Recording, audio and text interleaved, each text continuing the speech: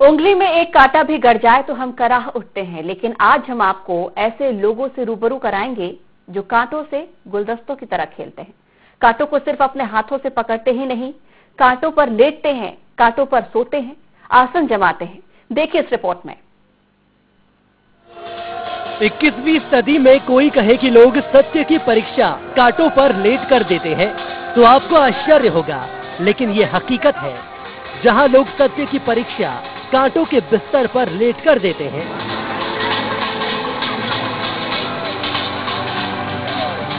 हम बात कर रहे हैं बैतूल जिले की।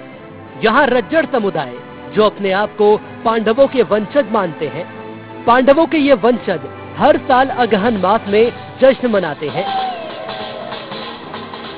दुख जताते हैं और कांटों पर लेटते हैं। समुदाय के युवा भी अपने बुजुर्गों की इस परंपरा को निभाते हुए फक्र महसूस करते हैं। उनकी माने तो कांटे होते तो बहुत नुकीले हैं, लेकिन उन्हें इनके कटीले होने का एहसास नहीं होता और ना ही इन पर लेटने से तकलीफ होती है।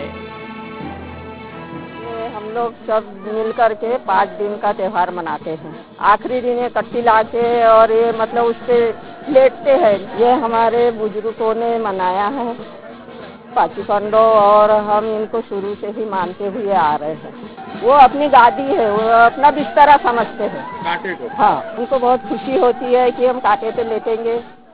ये भैया 5 पंडो थे। हाँ, अब वो शिकार खेलने गए, अब वहाँ प्यास लगी, पानी की लाव लश्कर सब प्यास लगी, कैसे करें। सिर्फ एक गोटे पर एक मनुष्य बैठा है। फिर 5 पंडो वहाँ गए, मेरे को क्या देंगे, तुम पानी पिलाएंगे? तो फिर उसने कहा कि तुम पानी तो पी लो शांत मन से। तो सब लाव लश्कर ने सब ने 5 भाइयों ने पानी पी ली। फिर अब बचन में हर गए वो भाई 5। फिर वो नाहल बोलता है कि क्या होना, तुम्हारी पीठ की बहन होना पांडवों को। तो पांडवों ने पीठ की बहन नाहल को दी। दरअसल बैतूल के सहरा गांव में रहने वाले रज्जड़ बरसों से कांटों पर लेटने की परंपरा निभा रहे हैं। वे मानते हैं कि पांडवों के वनागमन के दौरान कुछ ऐसा गुजरा कि सारे पांडव हलाकान हो गए। जंगल में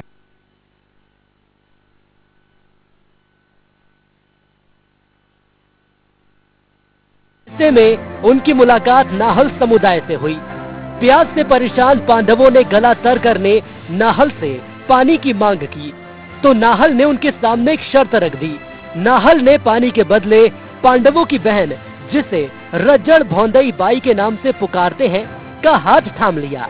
रज्जड़ों की माने तो पानी के लिए पांडवों ने अपनी बहन भौंदई को नाहल के साथ ब्याह दिया।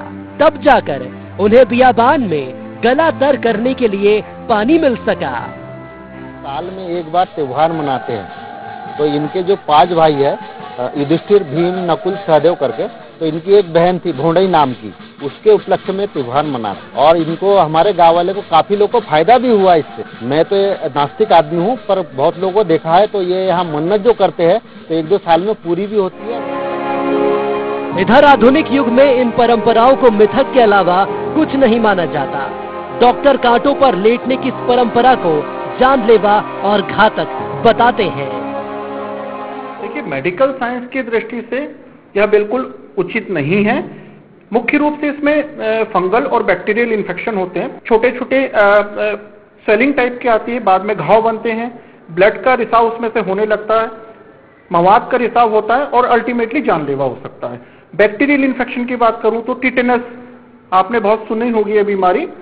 इसमें लॉक्ड जो, यानी जबड़ा अकड़ जाता है, गर्दन में स्टिफनेस आ जाती है, यानी गर्दन अकड़ जाती है, सांस लेने में दिक्कत होती है और अल्टीमेटली व्यक्ति की मृत्यु हो जाती है। पुरानी परंपराओं को एक पीढ़ी से दूसरी पीढ़ी तक पहुंचा रहे रज्जड़ की यह रस्म बैतूल के दर्जनों गांवों में देखने को मिलती है, जहां ये लोग कांटों पर लेटते हैं। कई जगह तो बैरी की नहीं, बबूल की झाड़ियां इनकी इस रस्म में शामिल होती हैं। बैतूल से IND 24 के लिए अतिन खरे की रिपोर्ट।